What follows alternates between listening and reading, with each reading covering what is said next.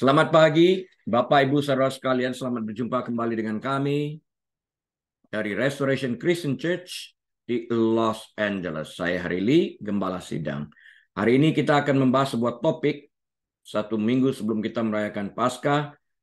Topik ini diberi judul Kehidupan Kekal. Dan hari ini adalah hari Minggu tanggal 2 April tahun 2023. Kita akan membuka di dalam doa. Bapa yang baik, Engkau sungguh baik, teramat baik, dan sangat baik bagi kami.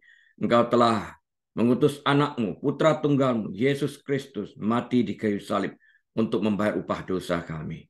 Terima kasih untuk segala sesuatu yang sudah, yang sedang, dan yang akan kau kerjakan bagi kehidupan kami anak-anakmu. Saat ini Tuhan, biarlah Engkau berbicara melalui sebagian daripada kebenaran firman-Mu yang pasti memerdekakan kami.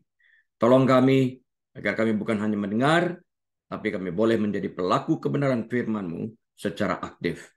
Bersyukur di dalam nama Tuhan Yesus untuk kebenaran firman-Mu ini. Haleluya. Amin. Baik, Bapak Ibu Saudara sekalian, mari kita buka Alkitab kita kepada kitab Roma, pasal yang ke-6, ayat yang ke-23. Kitab Roma, pasal yang ke-6, ayat yang ke-23. Saya bacakan bagi kita sekalian. Sebab upah dosa ialah maut. Tetapi karunia Allah ialah hidup yang kekal dalam Kristus Yesus Tuhan kita.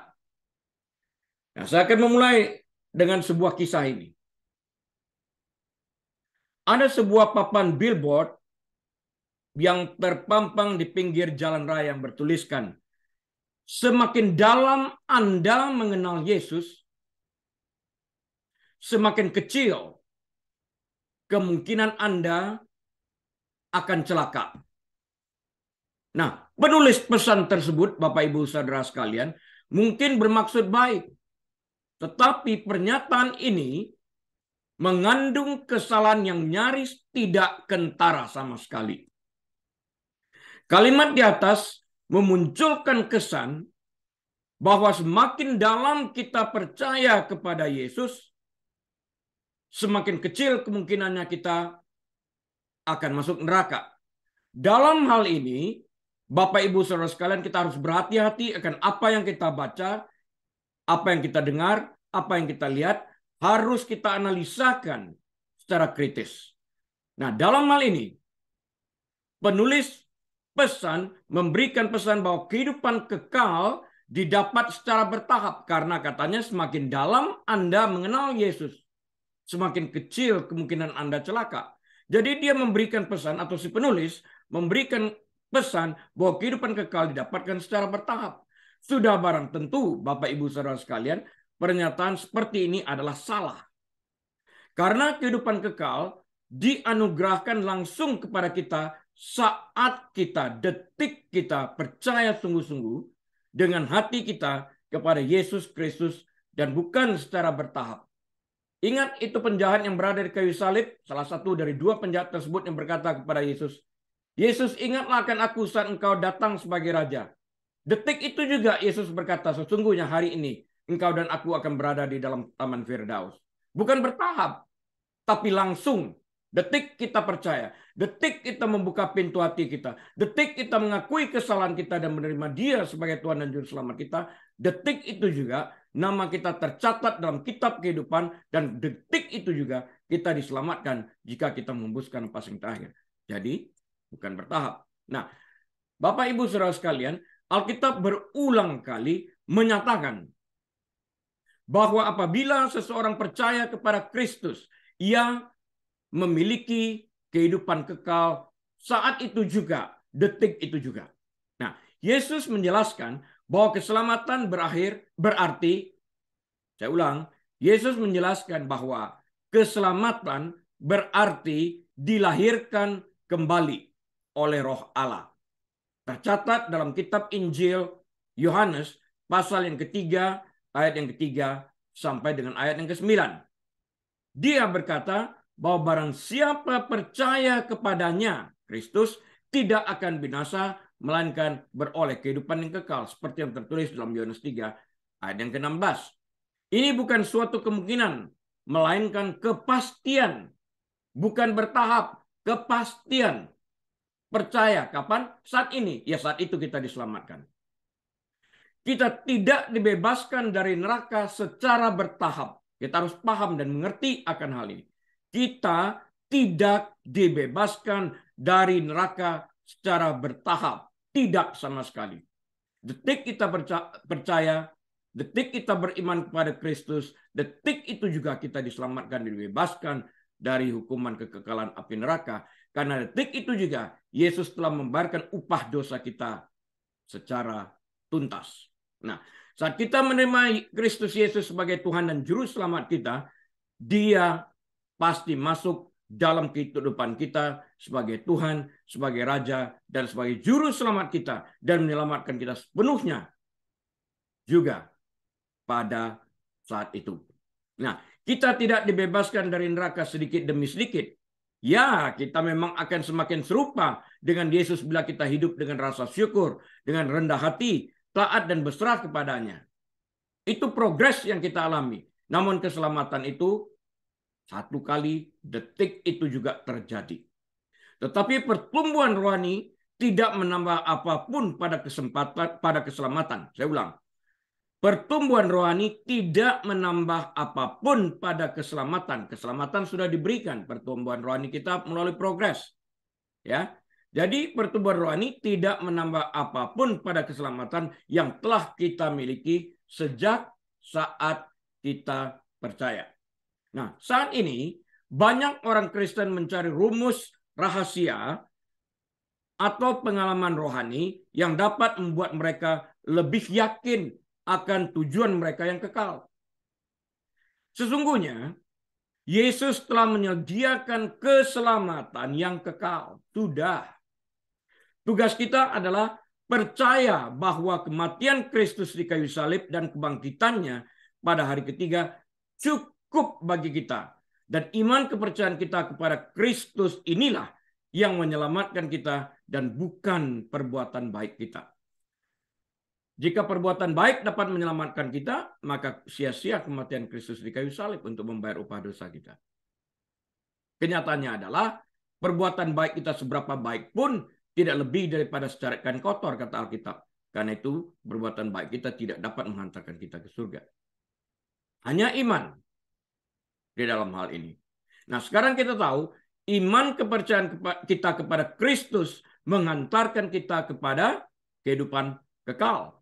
Namun kita perlu belajar tentang apakah hidup yang kekal itu. Apa sih hidup yang kekal itu? Mari kita pelajari. Ketika Alkitab berbicara tentang kehidupan kekal, ya, Alkitab itu mengacu pada anugerah Allah yang datang hanya melalui Yesus Kristus. Karena di luar Yesus Kristus tidak ada kehidupan kekal itu. Artinya kehidupan kekal di surga. Ada kehidupan kekal lain? Ada, yaitu di neraka. Nah, karunia kehidupan kekal bersama Yesus ini berbeda dengan kematian yang merupakan akibat alamiah dari dosa. Saat engkau memakan buah terlarang tersebut, pastilah engkau mati. Itu kepastian di dalam hal ini.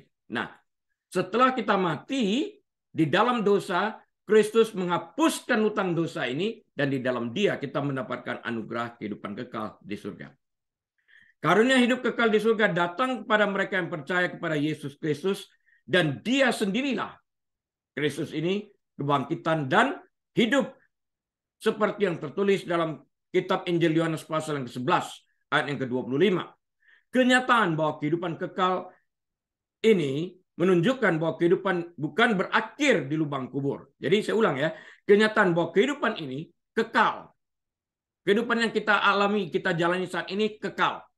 Itu menunjukkan bahwa kehidupan kita ini bukan berakhir di lubang kubur pada saat kita menghembuskan napas terakhir di dunia ini.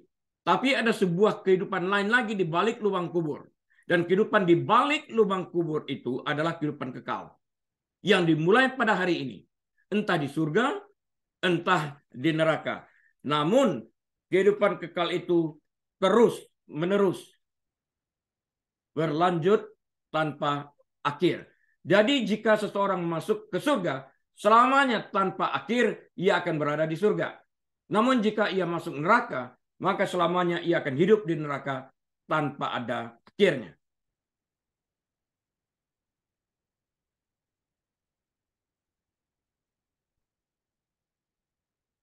Namun demikian, Bapak Ibu Saudara sekalian, adalah suatu kesalahan untuk memandang kehidupan kekal hanya sebagai progres tahun-tahun tanpa akhir.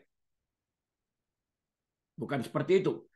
Kata yang umum dalam perjanjian baru untuk perkataan kekal dalam bahasa Yunaninya adalah aionios. Aionios.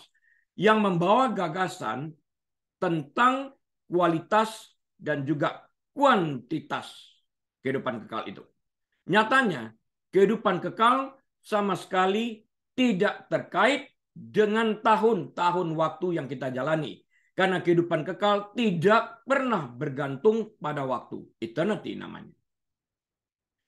Kehidupan kekal berlangsung di luar waktu. Namun pada saat yang sama juga di dalam waktu. Artinya sekarang saat kita masih hidup di dunia ini. Oleh karena itu, kehidupan kekal dapat dianggap dan dilihat sebagai sesuatu yang mulai dialami oleh orang Kristen sekarang saat mereka masih hidup di dunia ini, dan awal kehidupan kekal bagi orang Kristen adalah saat mereka percaya kepada Yesus Kristus sebagai Tuhan dan Juru Selamat mereka. Orang percaya tidak harus menunggu hidup yang kekal saat mereka mati, karena kehidupan kekal itu bukanlah sesuatu yang dimulai saat mereka mati. Sebaliknya, kehidupan kekal di surga dimulai saat seseorang beriman kepada Yesus Kristus itu. Jadi berjalan terus di dalam hal ini.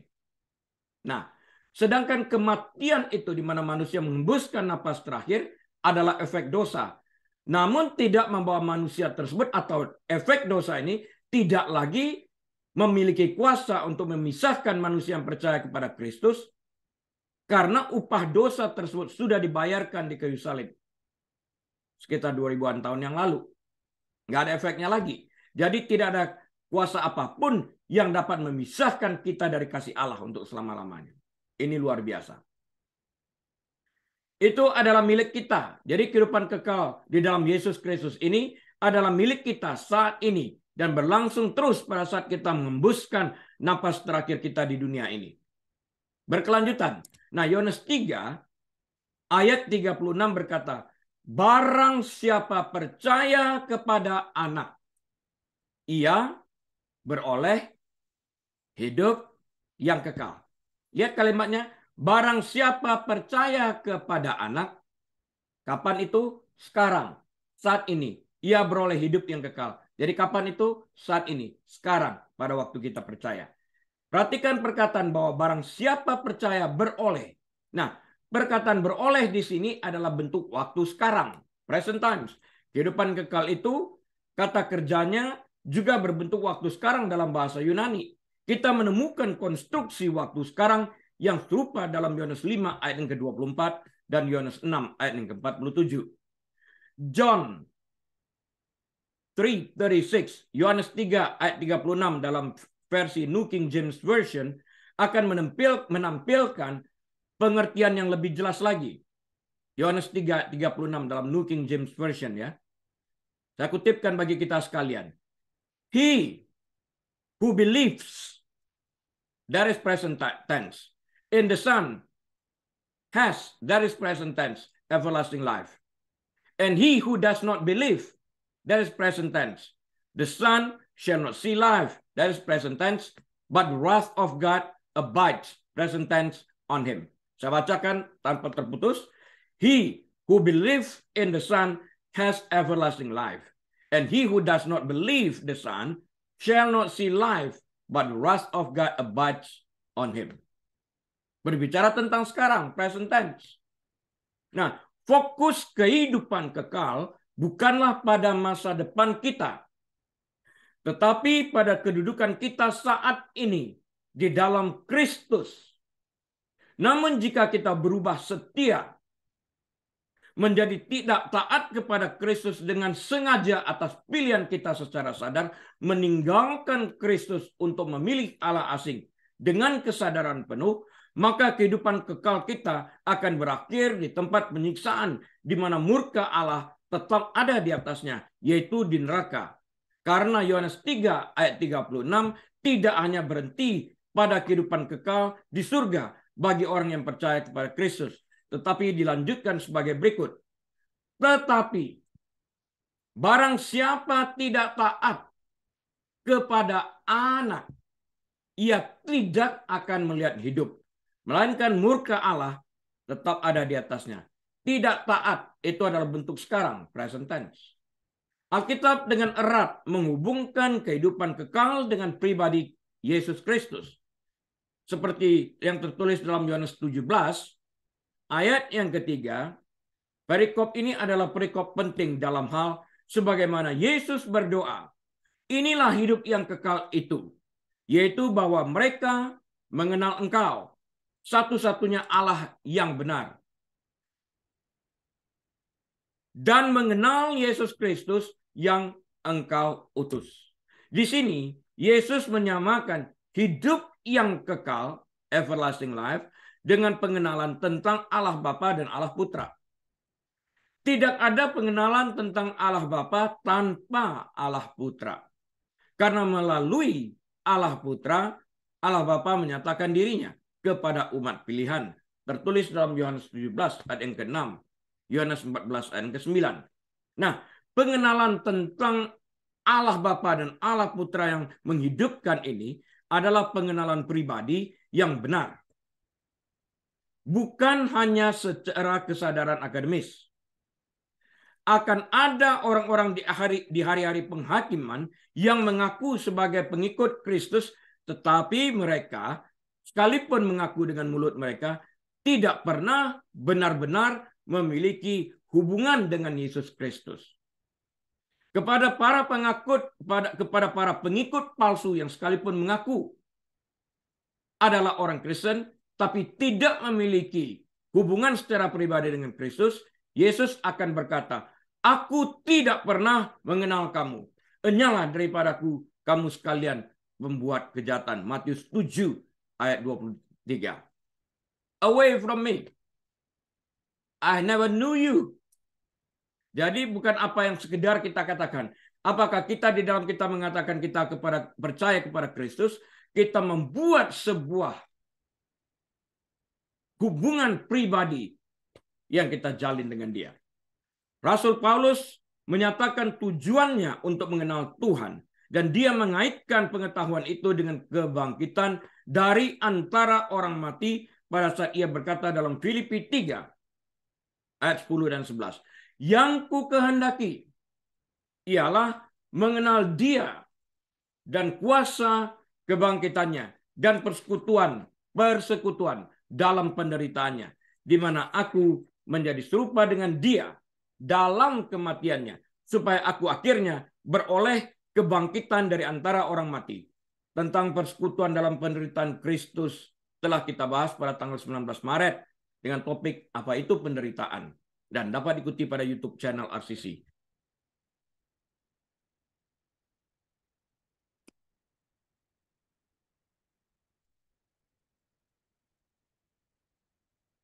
Di Yerusalem baru, the New Jerusalem, Rasul Yohanes melihat sebuah sungai mengalir dari tahta Allah dan tahta anak domba. Dan di tengah-tengah jalan kota itu, yaitu di seberang menyeberang sungai itu, ada pohon-pohon kehidupan yang berbuah 12 kali, tiap-tiap bulan sekali, dan daun pohon-pohon itu dipakai untuk menyembuhkan bangsa-bangsa. Wahyu 22 ayat 1 sampai dengan 2. Di Taman Eden, Adam memberontak melawan Tuhan dan diusir dari pohon kehidupan. Kejadian 3 ayat 24. Pada akhirnya, Tuhan dengan murah hati memulihkan akses kita sekalian yang percaya kepadanya kepada pohon kehidupan itu. Akses ini disediakan melalui Yesus Kristus, anak domba Allah yang menghapus dosa dunia. Yohanes 1 ayat 29. Saat ini, setiap orang berdosa diundang tanpa pengecualian untuk mengenal Yesus Kristus dan membuka pintu hati mereka untuk menerima hidup yang kekal dengan beriman kepada Kristus itu. Roh dan pengantin perempuan itu berkata, marilah. Dan barang siapa yang mendengarnya, hendaklah ia berkata, marilah. Dan barang siapa haus, hendaklah ia datang. Dan barang siapa yang mau, hendaklah ia mengambil air kehidupan dengan cuma-cuma. Wahyu 22 ayat 17. Kalau kita memperhatikan Wahyu 22 ayat 17, ini semua pilihan terdapat pada kita. Karena dikatakan, barang siapa yang mendengar, barang siapa yang haus, barang siapa yang mau. Mereka harus membuat pilihan mereka. Mereka harus mengambil tindakan. Mereka harus meresponi dengan baik. Jadi pilihan bukan pada Tuhan, pilihan ada pada manusia. Namun kepada manusia tersebut Tuhan menawarkan sesuatu yang baik ini. Bagaimana kita bisa tahu bahwa kita memiliki hidup yang kekal? Kita dapat mengetahui bahwa kita memiliki hidup yang kekal di surga pada saat kita mengakui dosa kita dan menerima dengan iman akan Yesus Kristus sebagai Tuhan dan Juru Selamat kita. Maka pada saat itu juga Ia akan membayar upah dosa kita dan kita mengalami kehidupan baru kembali dan nama kita tercatat dalam kitab kehidupan. Tertulis dalam Alkitab. Roma 10 ayat 13 mengatakan, sebab barang siapa yang berseru kepada nama Tuhan akan diselamatkan. Dan Kisah Para Rasul 16 ayat 31 mengatakan, percayalah kepada Tuhan. Believe in God. Dan engkau akan selamat, engkau dan seisi rumahmu. Jangan disalah mengerti. Jika satu diselamatkan, semua diselamatkan. Tidak, kalimatnya percayalah kepada Tuhan. Jadi setiap orang harus percaya. Bukan rombongan diselamatkan. Masing-masing harus membuat pilihan untuk percaya. Maka engkau akan selamat. Dan seisi rumahmu yang percaya kepada Kristus itu akan juga diselamatkan. Percayalah kepada Tuhan. Itu untuk semua orang. Dan lagi Roma 10 ayat 9 dan 10 mengatakan, sebab jika kamu mengaku dengan mulutmu bahwa Yesus adalah Tuhan, mengaku, lihat dia percaya dan kemudian mengaku, dan percaya dalam hatimu bahwa Allah telah membangkitkan dia dari antara orang mati, maka kamu akan diselamatkan. Karena dengan hati orang percaya dan dibenarkan, dengan mulut orang mengaku dan diselamatkan. Perkataannya pribadi di dalam hal ini. Jika kamu mengaku, jadi masing-masing harus mengaku. Jika kamu percaya, jadi masing-masing harus percaya. Dan baru keselamatan itu diperoleh. Yohanes menjelaskan dengan sangat sederhana. Dan inilah kesaksian itu. Allah telah mengaruniakan hidup yang kekal kepada kita. Dan hidup itu ada di dalam anaknya. Barang siapa memiliki anak, ia memiliki hidup. Barang siapa tidak memiliki anak, ia tidak memiliki hidup. 1 Yohanes 5 ayat 11 dan 12. 1 Yohanes 5 ayat 11 dan 12. Ayat ini sangat jelas. Tidak ada interpretasi lain, jelas banget. Siapa memiliki anak, memiliki hidup. Siapa tidak memiliki anak, tidak memiliki hidup. Karena itu milikilah anak, yaitu Yesus Kristus. Dengan demikian, memiliki kehidupan kekal di surga itu dimulai. Kapan? Pada saat ia memiliki anak. Yaitu pada saat kita membuka diri kita untuk menerima Putra Allah sebagai Tuhan dan Juru Selamat kita. Yaitu pada saat kita masih hidup di bumi ini. Dengan demikian, kehidupan kekal bagi orang yang percaya kepada Kristus dimulai kapan? Saat ia percaya kepada Kristus dengan segenap hatinya, yaitu hari di mana ia mengalami kelahiran baru kembali.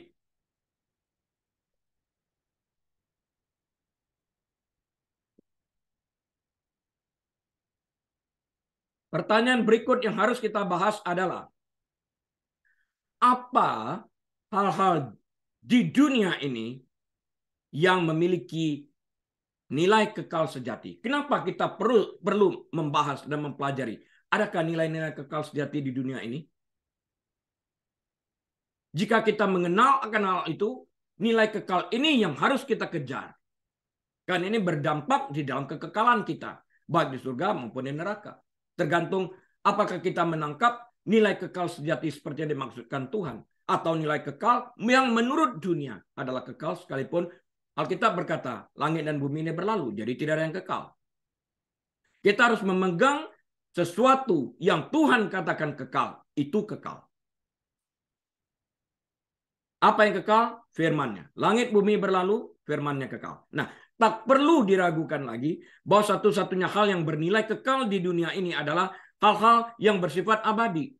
Kehidupan di dunia ini hanya bersifat sementara, tidak kekal. Dan karena itu satu-satunya bagian dari kehidupan yang memiliki nilai abadi atau nilai kekal adalah yang bertahan hingga keabadian. Jelas, hal terpenting di dunia ini yang memiliki nilai kekal yang sejati adalah memiliki hubungan dengan Yesus Kristus. Itu kekal. Karena pemberian hidup kekal hanya diberikan melalui Kristus kepada semua orang percaya. Yohanes 3:16 tadi kita baca. Seperti yang Yesus katakan, akulah jalan dan kebenaran dan hidup.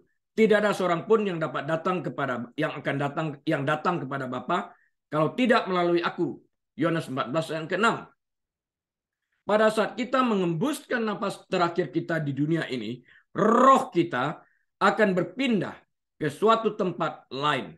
Entah surga, entah neraka. Di sana kita akan menghabiskan waktu kita dalam kekekalan. Nah, Bapak Ibu saudara sekalian, penentuan masuk surga atau neraka ditentukan saat kita masih hidup di dunia ini.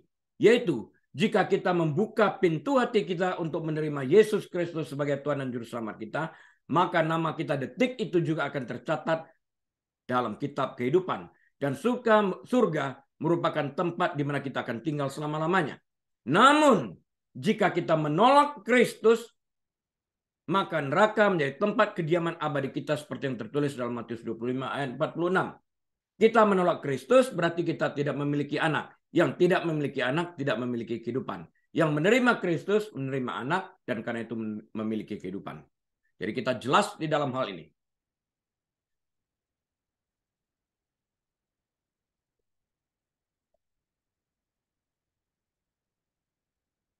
Mengenai hal-hal materi yang melimpah, yang ditawarkan di dunia ini, yang dicari dengan gigih oleh banyak orang.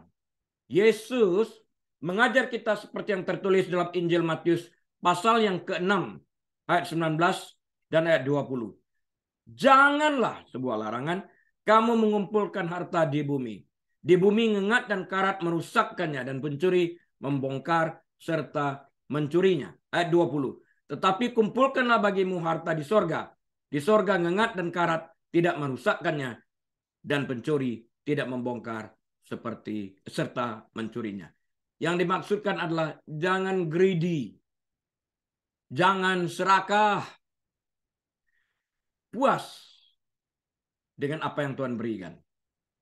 Lagi pula, kita tidak membawa apapun ke dunia ini dan kita tidak dapat mengambil apapun darinya. Namun nilai inti Kristiani kita sering terabaikan dalam pencarian kita yang rajin akan kesuksesan dan kenyamanan materi. Dan di tengah pengejaran duniawi ini, kita sering melupakan Tuhan. Perhatikanlah, waktu kita senang, jumlah jam doa kita berkurang. Waktu kita senang, it is okay, God understands when I skip reading the Bible. Waktu kita senang, kita lupa segala-galanya memberikan 1000 macam alasan. Tapi begitu susah, Tuhan ada nggak ya? Kok aku begini? A lot of questions. Di dalam hal yang perlu kita teliti pada saat kita senang, pada waktu kita gembira, pada waktu kita bekerja, pada waktu kita diberkati. Bahwa segalanya datang dari Tuhan. Namun pada detik itu kita harus mewaspadai agar kita tidak terpisah daripada kasih Allah itu. Atau memisahkan diri dari kasih Allah. Karena kebodohan sendiri. Lagi pula, kita tidak membawa apapun ke dunia ini, bukan? Nah, Musa membahas tentang masalah ini sekitar 3.500 tahun yang lalu ketika umat Tuhan memasuki tanah perjanjian. Musa memperingatkan umat Tuhan pada waktu itu untuk tidak melupakan Tuhan. Karena dia tahu, begitu mereka membangun rumah yang bagus dan menetap di sana, hati mereka akan menjadi sombong dan mereka akan melupakan Yahweh, Tuhan yang hidup. Tertulis dalam Ulangan 8 ayat 12-14. Lupa deh. Orang melihat berkat, lupa Tuhan si pemberi berkat. Tentu saja tidak ada nilai kekekalan dalam menjalani hidup kita untuk diri kita sendiri selama kita hidup di dunia ini. Karena kita tahu saat langit dan bumi ini pun suatu saat akan berlalu.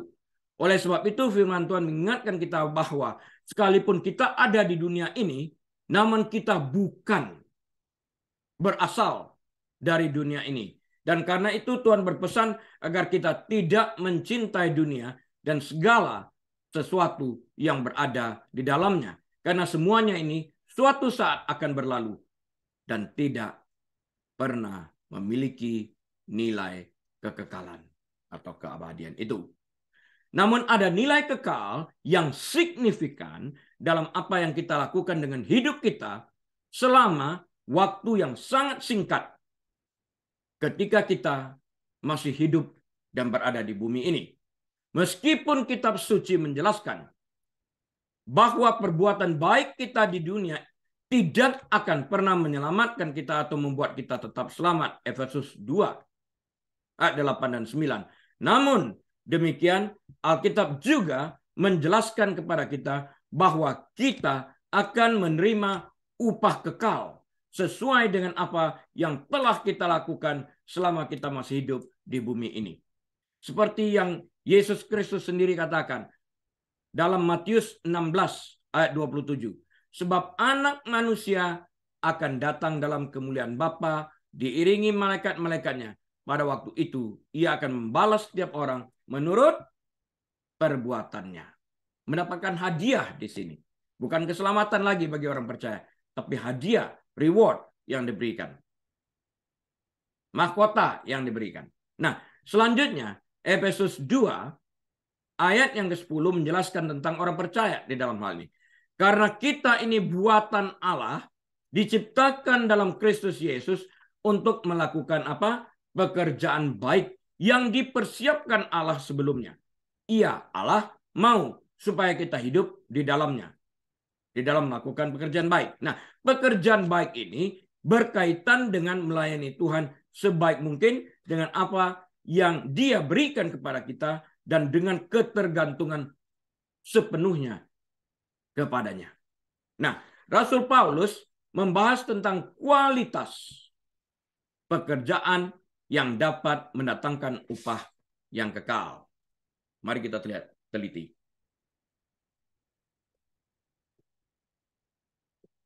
Ya, jadi Rasul Paulus membahas tentang kualitas pekerjaan yang dapat mendatangkan upah yang kekal. Dia berbicara tentang kualitas. Menyamakan orang Kristen dengan ahli bangunan, juru bangunan, tukang bangunan, dan kualitas pekerjaan kita dengan bahan bangunan. Kita juru bangunan, kualitas pekerjaan kita bahan bangunan.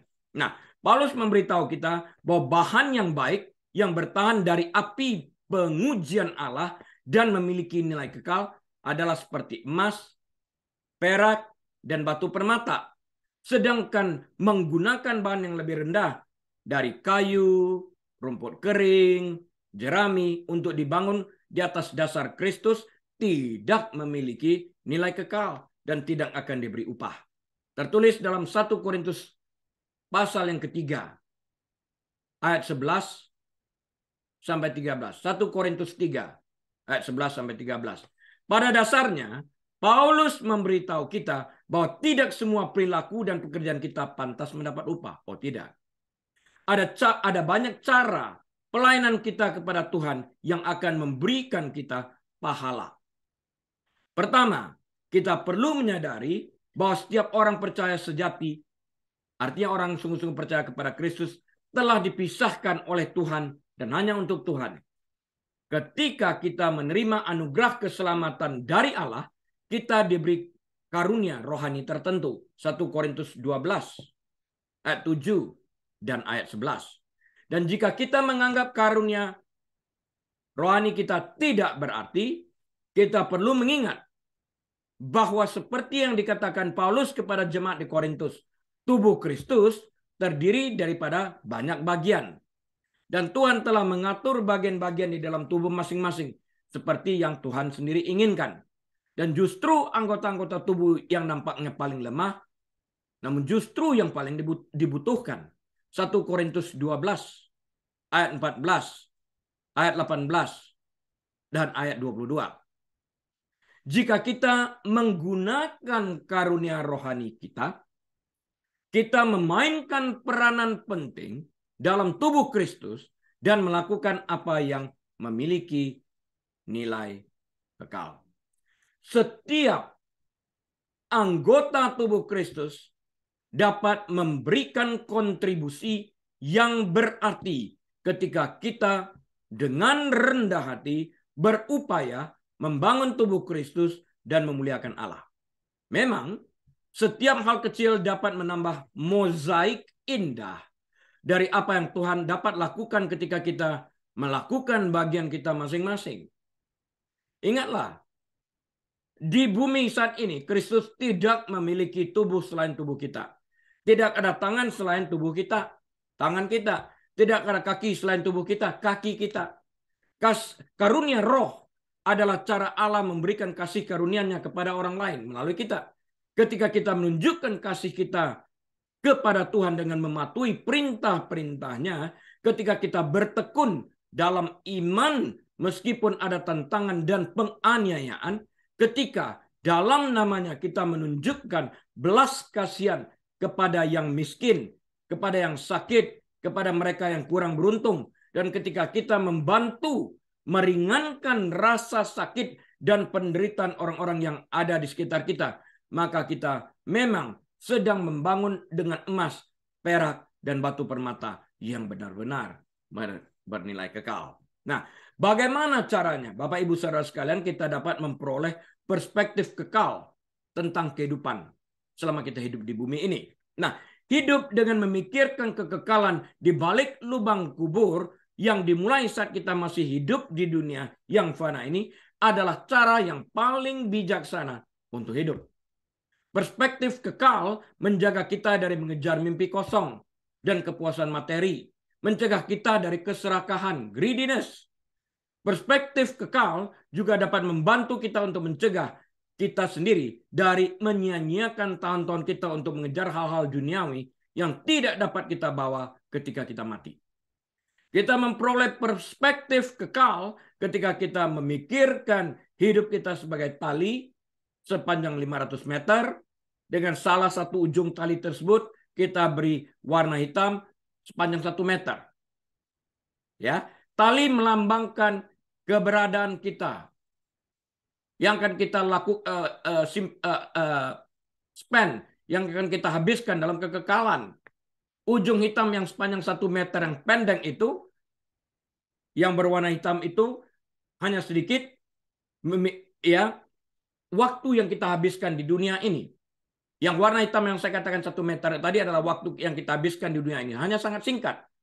Sisanya itu adalah dalam kekekalan setelah kita mengembuskan napas terakhir.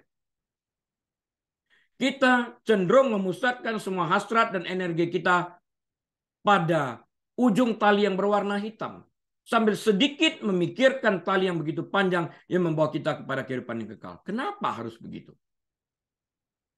Ada beberapa cara untuk mengembangkan dan mempertahankan perspektif kekal tentang kehidupan. 1, kita sekalian harus memastikan kita telah dilahirkan kembali. Yohanes 3. Yang ketiga, kekekalan menanti kita semua. Dimulai saat kita percaya kepada Kristus atau tidak percaya kepada Kristus.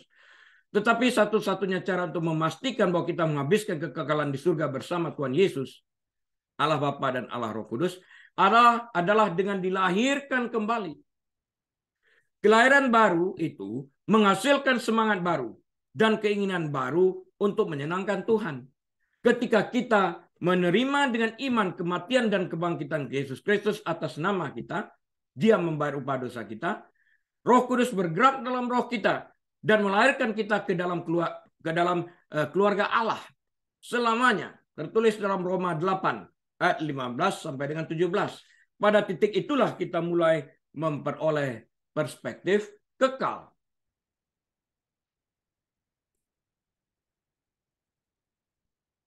Yang kedua, dipenuhi dengan Roh Kudus. Kisah Para Rasul 4 ayat 31. Efesus 5 ayat yang ke-18. Kita menerima Roh Kudus sebagai karunia pada saat kita diselamatkan. Roh Kudus mengalir masuk ke dalam roh kita dan diam di sana. Kisah 2 ayat 38. Dan Roh Kudus terus bekerja dalam hidup kita. Namun sejauh mana kita menyerahkan diri kita pada karya transformasi Roh Kudus ini adalah sejauh mana kita dapat hidup dengan perspektif kekal. Ketika kita dipenuhi dengan Roh Kudus, kita sepenuhnya berserah kepadanya. Dia memiliki kendali atas kita. Galatia 5:16 mengatakan bahwa jika kita hidup oleh Roh, maka kita tidak akan menuruti keinginan daging kita. Pemuasan diri yang berdosa berfokus pada hal-hal duniawi. Tidak dapat hidup berdampingan dengan perspektif kekekalan. Solusi untuk mementingkan diri sendiri adalah berserah kepada Roh Kudus. Galatia 2 ayat yang ke-20. Yang ketiga, simpanlah harta di surga, dikatakan tadi. Yesus berkata, janganlah kamu mengumpulkan harta di bumi. Di bumi ngengat dan karat merusakkannya, dan pencuri membongkar serta mencurinya. 20. Tetapi kumpulkanlah bagimu harta di sorga. Di sorga ngengat dan karat tidak merusakkannya, dan pencuri tidak membongkar serta mencurinya. 21. Karena di mana hartamu berada, di situ juga hatimu berada. Matius 6 ayat 19-21. Harta yang kita simpan untuk kekekalan adalah hal-hal yang kita lakukan saat kita masih hidup untuk Kristus di bumi ini. Bahkan menawarkan secangkir air sejuk kepada seorang hamba Tuhan akan mendapatkan upah seperti yang tertulis dalam Matius 10 ayat yang ke-42. Perspektif kekal adalah perspektif yang telah bergeser dari urusan duniawi ke urusan surgawi dan menginvestasi waktu, energi, dan sumber daya dalam kerajaan Allah. Yang keempat, luangkan waktu, berikan waktu yang terbaik, bukan sisa waktu bersama Tuhan dan firman-Nya. Mazmur 119 ayat 11. Artinya jangan mencari alasan di dalam hal ini. Kita tidak akan mengharapkan mobil kita menempuh ribuan mil dengan satu tangki bensin penuh. Kita berkata kepada tukang bensin, fill it up, dan kemudian kita berharap we can drive more than 1,000 miles. Nggak mungkin terjadi. Namun kita berpikir doa, dengarkan baik-baik, kita berpikir doa singkat atau ayat Alkitab yang ditweet cukup untuk mempertahankan perspektif kekal selama berminggu-minggu atau berbulan-bulan. Dan alasan yang kita ajukan adalah alasan basi, yaitu Tuhan mengerti kesibukanku. Kita perlu mengisi kembali kebenaran firman Tuhan secara terus-menerus setiap hari. Tolong jangan berikan alasan.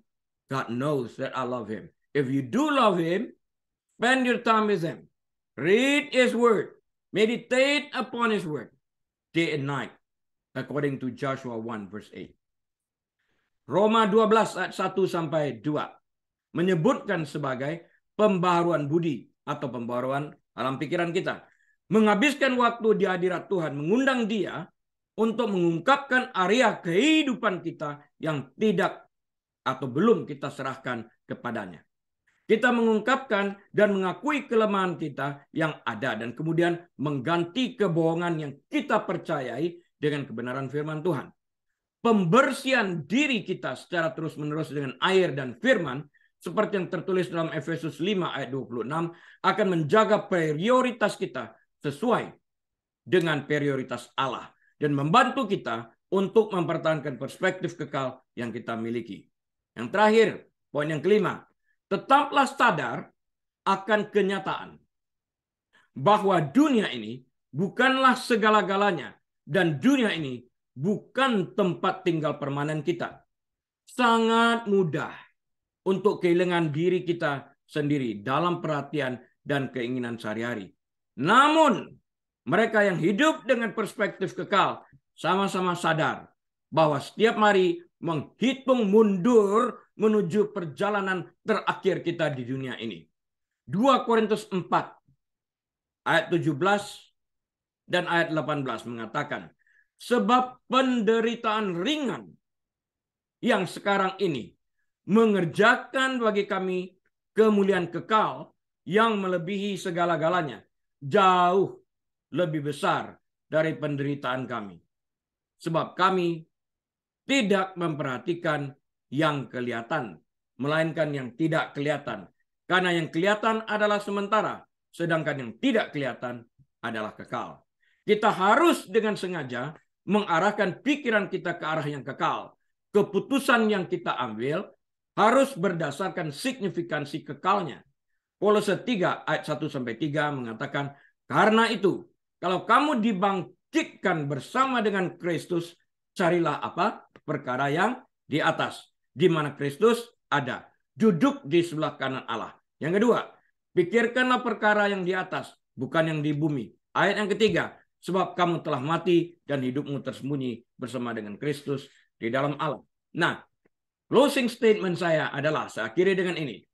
Tuhan telah memerintahkan agar kita hidup dengan perspektif yang kekal. Jika memang perspektif kekal datang secara alami, Tuhan tidak perlu memerintahkannya. Jadi kita memilih untuk terus mengarahkan pikiran kita pada hal-hal yang di atas di mana Kristus duduk. Sewaktu kita mengembangkan kebiasaan menetapkan pikiran kita pada hal-hal yang kekal, perspektif kekal, kita mulai menangani hal-hal secara berbeda dari hal-hal yang memiliki perspektif duniawi. Bergeser dia. Sewaktu pola pikir kekal menjadi bagian dari kehidupan pribadi kita lepas pribadi, orang lain akan memperhatikan suatu hari, nanti entah kapan, mungkin akan bertanya kepada kita, bagaimana aku juga dapat memperoleh perspektif kekal tentang kehidupan yang singkat ini. Amin. Mari kita berdoa. Bapa, terima kasih. Firman-Mu telah selesai disampaikan dan hamba-Mu telah berhenti berbicara. Tetapi Roh Kudus terus berbicara kepada kami sekalian. Jemaat yang dikasihi Tuhan, mari kita angkat kedua tangan kita, buka pintu hati kita, terimalah berkat. Kiranya Tuhan memberkati engkau dan melindungi engkau. Tuhan menyinari engkau dengan wajahnya dan memberi engkau kasih karunia. Tuhan menghadapkan wajahnya kepadamu dan memberi engkau damai sejahtera. Tuhan membuat engkau menjadi kepala dan bukan ekor. Menyebabkan engkau naik dan tidak pernah turun. Diberkatilah saat engkau masuk. Diberkatilah saat engkau keluar. Diberkatilah bakulmu. Diberkatilah tempat adonanmu. Diberkatilah kandunganmu. Diberkatilah kesehatanmu. Diberkatilah rumah tanggamu. Diberkatilah pekerjaanmu. Diberkatilah anak cucumu. Apa saja yang kau temukan dan kerjakan dengan kedua tanganmu, Allah mengurapi dan membuat engkau berhasil. Dan kiranya hikmat daripada Bapa Surgawi, damai sejahtera dari Tuhan Yesus Kristus, dalam persekutuan yang manis bersama dengan Tuhan Allah Kudus menyertai kita sekalian. Saat ini sampai selama-lamanya. Tuhan Yesus datang kali keduanya menyebut kita semua yang percaya kepadanya. Tuhan Yesus memberkati bagi kita semua yang menerima berkat mengatakan amin. Baik, Bapak Ibu Saudara sekalian, baktian telah selesai dan atas izin Tuhan kita dapat berjumpa kembali minggu depan. Tuhan Yesus memberkati. Shalom.